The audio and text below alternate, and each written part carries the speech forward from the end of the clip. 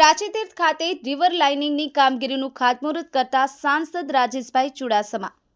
સરસ્વતી નદીના કાંઠા પર ₹40,35,000ના ખર્ચે રિવર લાઇનિંગની કામગીરીથી શ્રદ્ધાળુઓની સગવડતામાં વધારો થશે।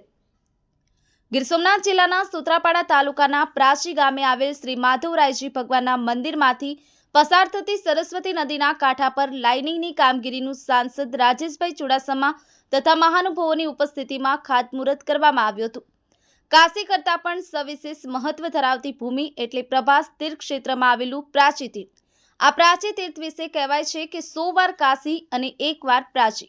આ પવિત્ર તીર્થભૂમિમાં ચોમાસામાં પાણીનો ઘણો જ ભરાવો થાય છે, જેના કારણે મંદિર આસપાસનો વિસ્તાર કાદવ કીચડયુક્ત બને છે।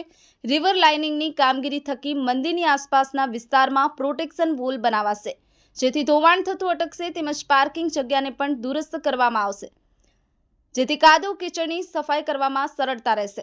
કલેક્ટરે આ અવસરે જણાવ્યું હતું કે પ્રભાસ તીર્થ ક્ષેત્રના અનેક યાત્રાધામમાંથી પ્રાચી તીર્થધામમાં પ્રગટ સરસ્વતીના તેમજ મોક્ષપીપળાના દર્શનનો અધકેરો મહિમા છે। મોક્ષપીપળો એ આ તીર્થધામની અનેરી ઓળખ છે। રિવર લાઇનિંગની આ કામગીરીથી પવિત્ર તીર્થસ્થળે આવતા શ્રદ્ધાળુઓની સુખાકારી અને સગવડતામાં વધારો થશે। આ ખાતમુહૂર્તમાં ધારાસભ્ય ભગવાનભાઈ બારડ, જિલ્લા પંચાયત ઉપપ્રમુખ રાજવીરસિંહ ઝાલા, નિવાસી અધિક કલેક્ટર રાજેશ સાલ, સિંચાઈ વિભાગના કાર્યપાલક ઇજનેર રાકેશિયા, જિલ્લા પુરવઠા અધિકારી પારસ વાંદા, પ્રાચી માધવરાય મંદિરના મહંતશ્રી સહિત અગ્રણીઓ અને ગ્રામજનો ઉપસ્થિત રહ્યા હતા।